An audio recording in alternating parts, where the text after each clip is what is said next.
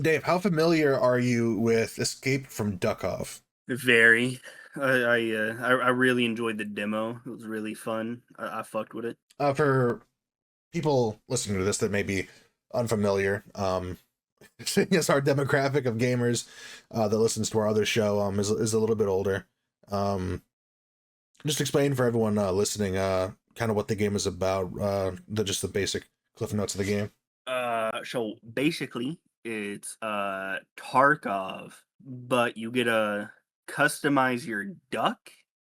So you play as like a little rubber duck dude.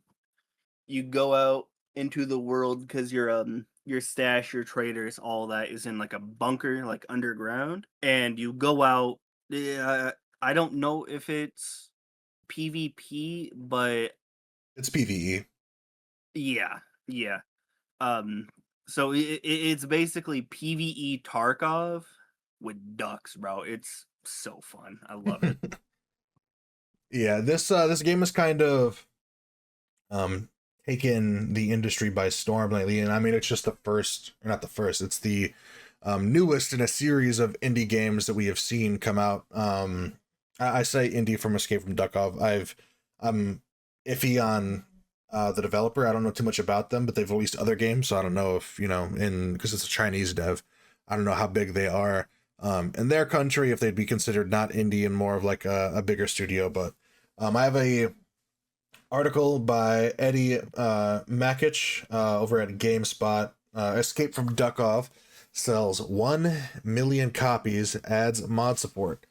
Escape from Duckov, a new PvE top-down shooter from Team Soda that is something of a parody of Escape from Tarkov, is doing quite well on Steam. The duck-themed game launched on October 16th and quickly shot up the Steam charts, going on to sell more than 1 million copies in its first 5 days. I was reading some other articles as well.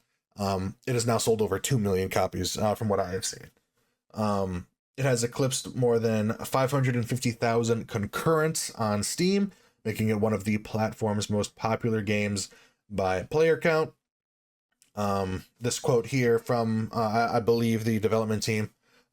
Team Soda is incredibly humbled to have reached such heights, and we owe this success to an incredible community of players and our friends at Billy Billy Game. Producer Jeff Chen said, whether you've been with us through our early days promoting the demo on Steam, or are just joining to see what all the quacking is about, thank you. And in this article, I saw that I guess the team that made this game is 5 people. I can see that. I can see that. Yeah, so I feel like we're kind of seeing both sides of the industry as it is in 2025. We're seeing these big AAA games getting axed, getting kind of, I don't want to say abused or weaponized, but kind of weaponized against their fan bases and, held over people's heads. And kind of this unwritten way of saying, hey, if you're not giving us money 24/7 365 to support this game, then we're going to take it away from you. We're definitely moving more towards that scary time of buying is not owning. It's, renting, leasing, I think we've seen, what was it, Ubisoft that was trying to push that a little bit. I don't know if you're familiar with what I'm Yeah, talking yeah, about. yeah. Um, Ubisoft was like, don't get comfortable owning our games. yeah, which is just completely backwards. I was watching a Patrick CC video earlier, just about the rise of piracy and how, and I believe it was in 2020, we saw some record lows, and now with just the state of the industry, streaming platforms of all kinds, media and gaming, and also what the gaming industry is doing, we're seeing piracy shoot up a lot. And I think similar to what happened with New World, I think it's reasons like that where you're gonna invest so much time and money into something and have it taken away.